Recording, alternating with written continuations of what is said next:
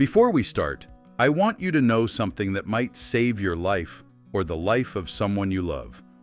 What I'm about to share goes against what many doctors routinely recommend, but the evidence is clear, and it's time someone told you the truth. My name is Dr. Lucas Mason, and over the past 3 decades, I've seen countless patients in their 70s and 80s walk into my office perfectly healthy, only to leave with unnecessary diagnoses, harmful medications, and procedures they never needed. The culprit? Medical tests that sound preventive but often do more harm than good. Here's a startling fact. Research shows that up to 37% of routine medical screenings in adults over 70 lead to unnecessary treatments, complications, or permanent side effects. 37%. That's more than 1 in 3 tests causing harm instead of helping. You might be thinking, but Dr. Mason, isn't it better to be safe than sorry? Shouldn't we catch problems early? That's exactly what the medical establishment wants you to believe. But what if I told you that in most cases, what these tests find isn't a real problem at all? What if these abnormal results are simply normal changes that come with age, misinterpreted as disease? Let me tell you about Margaret, a 74-year-old woman who came to see me last year. She was active, walked 3 miles every morning, played with her grandchildren, and felt completely fine. Her doctor recommended a routine screening test, just to be thorough. The results came back abnormal. Within weeks, Margaret was on medication with serious side effects. Within months, she had undergone an invasive procedure. Today, she can barely walk to her mailbox. The worst part? She never had a real problem to begin with. Margaret's story isn't unique. It's happening every single day, in every city, to people just like you. And the reason is simple. We've become obsessed with testing, convinced that more medical intervention equals better health. But when it comes to adults over 70, this approach often backfires spectacularly. Today, I'm going to reveal 5 common medical tests that people over 70 should seriously reconsider, or in many cases, avoid entirely. These aren't obscure procedures. These are tests your own doctor might recommend at your next checkup. And while I respect my colleagues in the medical field, I also believe you deserve to know the full truth about what these tests can really do to your body and your life. The first test we need to talk about is bone density scanning, also known as DEXA scanning. This test has become almost automatic for women over 65 and increasingly common for men over 70. Your doctor orders it, you go in, lie down for a few minutes while a machine scans your bones, and then you wait for results that will supposedly tell you if you're at risk for fractures. Sounds reasonable, right? Here's what they don't tell you. As we age, everyone loses some bone density. It's as natural as getting gray hair or needing reading glasses. The DEXA scan measures your bones against the bone density of a healthy 30-year-old. Let me repeat that. They're comparing your 70-year-old bones to those of someone in their prime.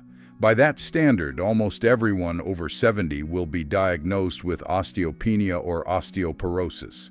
But here's the critical question nobody asks.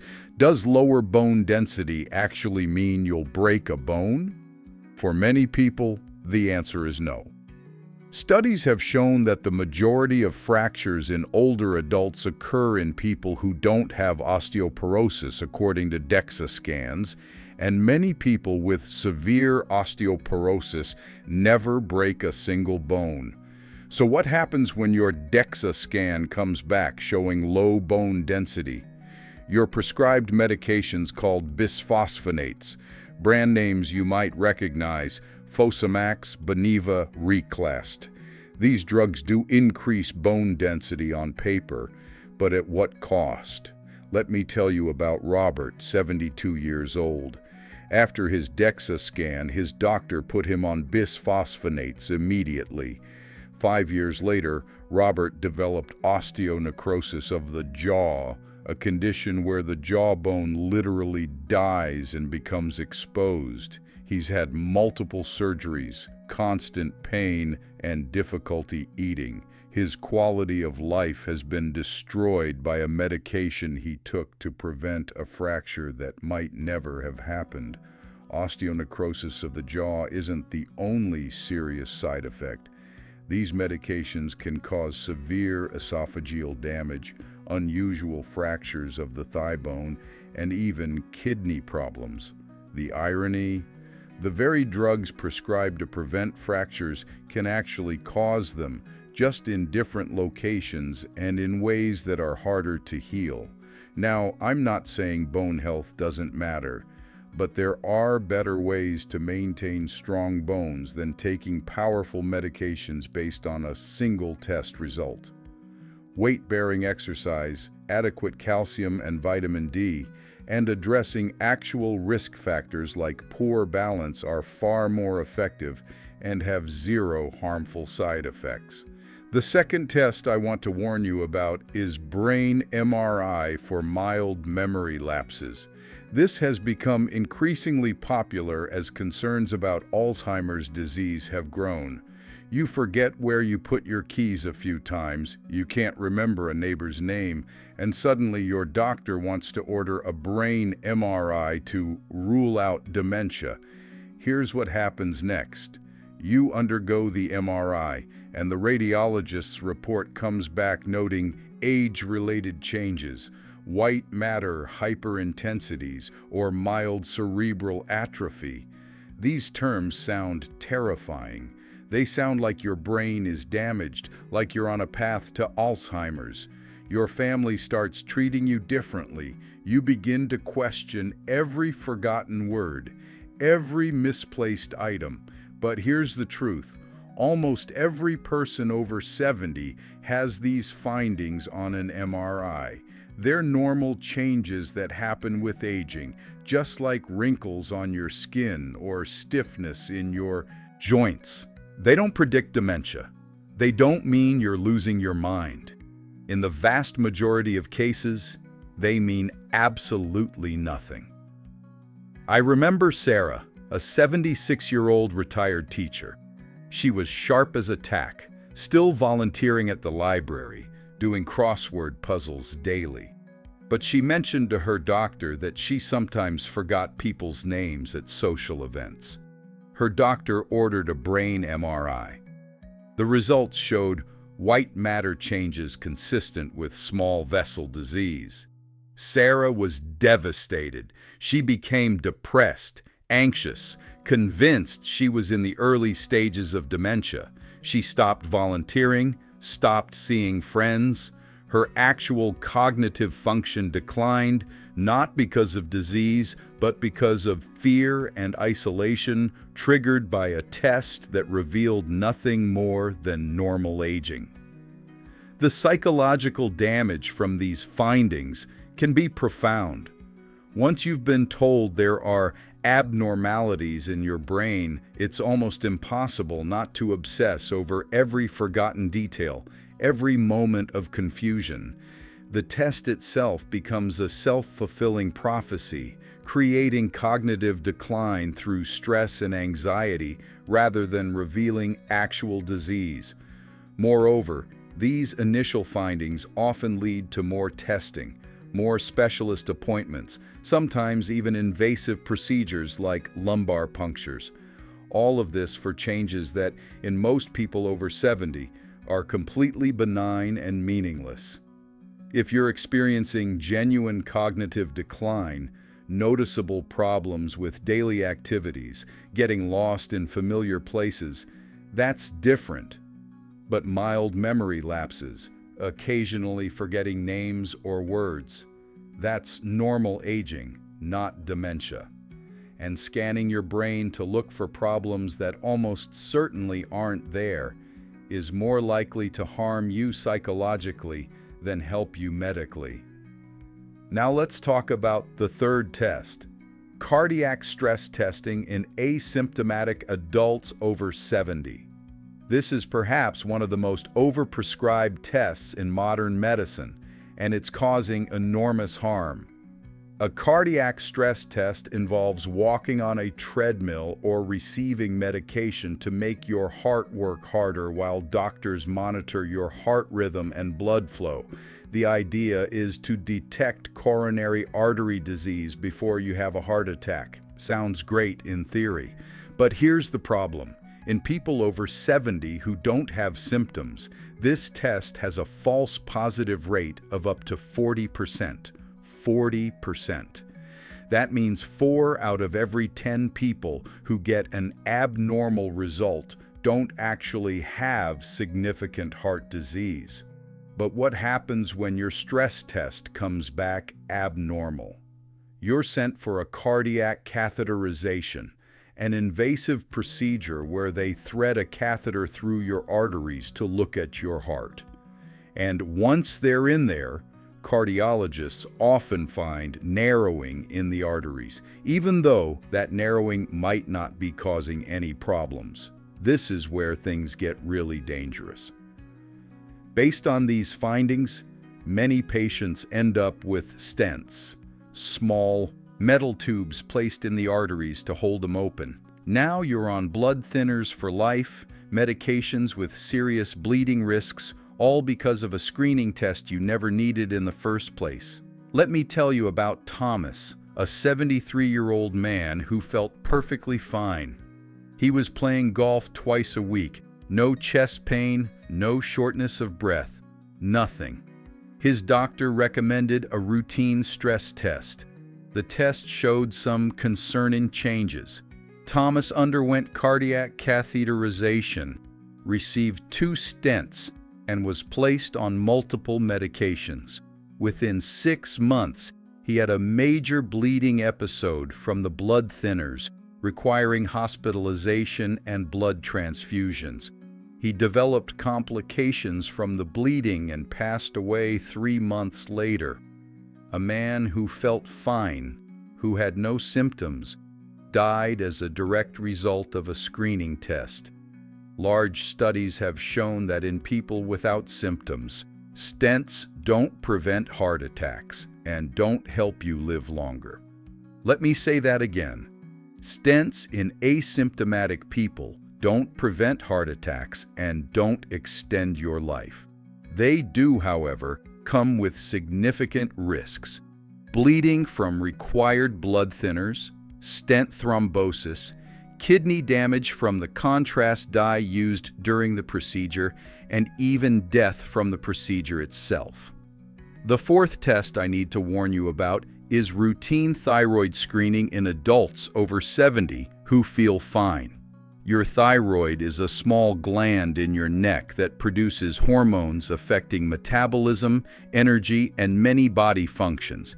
Many doctors now routinely check thyroid levels in older adults, looking for subclinical hypothyroidism, a condition where thyroid hormone levels are slightly low but not causing symptoms. Here's the issue. Thyroid levels naturally change with age. What's considered low for a 40-year-old might be perfectly normal for someone over 70. But when your test comes back showing mildly elevated TSH, the marker used to screen for hypothyroidism, many doctors immediately prescribe thyroid hormone replacement.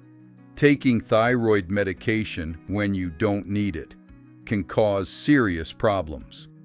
Irregular heartbeats, increased risk of atrial fibrillation, bone loss, anxiety, and insomnia.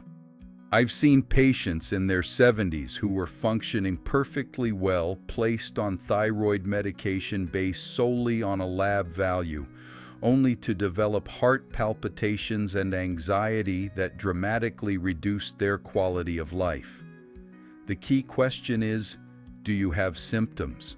Are you exhausted all the time, gaining weight despite eating normally, feeling extremely cold, losing hair. Those are reasons to check your thyroid. But if you feel fine, a mildly abnormal thyroid test in your 70s often doesn't need treatment. Your body has likely already adjusted to these levels, and introducing medication can disrupt that balance. The fifth and final test I want to discuss is prostate-specific antigen testing, or PSA screening in men over 70. This blood test measures a protein produced by the prostate gland, and elevated levels are supposed to indicate possible prostate cancer. For decades, this test was considered essential for men's health. Now we know better. Here's the reality. By age 70, many men have some degree of prostate cancer. Autopsy studies show that about half of men in their 70s have prostate cancer cells in their bodies. But here's the crucial part. Most of these cancers will never cause any problems. They grow so slowly that men die with prostate cancer, not from it. But when a PSA test comes back elevated, the cascade begins. You undergo a prostate biopsy, a painful and invasive procedure that carries risks of infection, bleeding, and urinary problems. If the biopsy shows cancer, even slow-growing, non-aggressive cancer, the pressure to treat is enormous. You might undergo surgery or radiation, both of which can cause permanent incontinence and erectile dysfunction. I've seen men in their mid-70s, healthy and active, diagnosed with low-grade prostate cancer that would never have bothered them, undergo radical prostatectomy, and spend the rest of their lives dealing with complications that destroyed their quality of life. They traded a cancer that wouldn't have killed them for a life with diapers and sexual dysfunction. Major medical organizations, including the U.S. Preventive Services Task Force, now recommend against routine PSA screening in men over 70 precisely because the harms outweigh any potential benefits. Yet many doctors continue to order this test out of habit or fear of missing something. So what should you do? How do you protect yourself from these unnecessary tests while still taking care of your health? Let me give you some practical guidance. First, before agreeing to any screening test, ask your doctor 4 critical questions. 1. What will you do if the test is abnormal? 2. How will this test change my treatment? 3. What are the risks of the test itself and any follow-up procedures? 4. What happens if I don't get this test? Second, understand that symptoms matter more than screening. If you're experiencing actual problems, chest pain, significant memory loss affecting daily life, unexplained fractures, that's different. Tests are appropriate when you have symptoms. But screening asymptomatic, generally healthy 70-year-olds often causes more harm than benefit. Third, focus on what actually keeps you healthy. The things that extend your life and improve its quality aren't exotic tests or expensive medications. They're simple, regular physical activity, even just walking, maintaining social connections, eating a balanced diet with plenty of vegetables and protein, getting adequate sleep, managing stress, and staying mentally engaged. Fourth, be especially cautious of the phrase, just to be safe. When a doctor suggests a test just to be safe, that's often code for, I'm not sure this is necessary, but I'm covering myself. Medically, that's not a good enough reason to undergo a test that might lead to harmful treatments. Fifth, remember that you always have the right to decline. You can say no to any test or procedure. A good doctor will respect that decision and work with you to find alternatives. If your doctor becomes defensive or dismissive when you question recommended tests, that's a red flag. You deserve a physician who treats you as a partner in your healthcare decisions, not as a passive recipient of whatever they prescribe. I want to be clear about something. I'm not suggesting you avoid all medical care or ignore genuine health problems. What I'm advocating for is thoughtful, selective use of medical testing, especially as we get older. The goal isn't to find and treat every possible abnormality. The goal is to maintain your quality of life, your independence, and your well-being for as long as possible. Sometimes that means doing less, not more. Sometimes it means accepting that aging bodies look different on tests than young bodies, and that's okay. Sometimes it means understanding that not every problem needs a solution, especially if the solution is worse than the problem. I've been practicing medicine for over 30 years, and I've learned that the best outcomes often come from the simplest approaches. I've seen patients in their 90s who never took a medication in their lives, who avoided screening tests, who simply lived well and died peacefully. And I've seen patients in their 70s loaded up with medications and procedures from aggressive screening, spending their final years in and out of hospitals, suffering from complications of treatments they never needed. Which life would you rather have? The choice ultimately is yours. But now you have information that many doctors won't share with you. You know the truth about these common tests. You know the risks, and you can make informed decisions about your own health care. Remember, longer life isn't always better life. Quality matters more than quantity. Independence matters. Being able to do the things you love, spend time with people who matter to you, live without constant medical intervention, that's what truly counts in these precious years. Before I go, I want you to remember one final thing. Your body has carried you through 70 or more years of life. It's earned some wrinkles, some gray hair, some changes on medical tests. Those changes don't make you broken. They make you experienced. They make you a survivor. Respect your body by protecting it from unnecessary medical harm disguised as prevention. Take care of yourself, stay informed, and don't be afraid to question your doctors. Your health, your life, your choice. Thank you for watching, and I'll see you next time.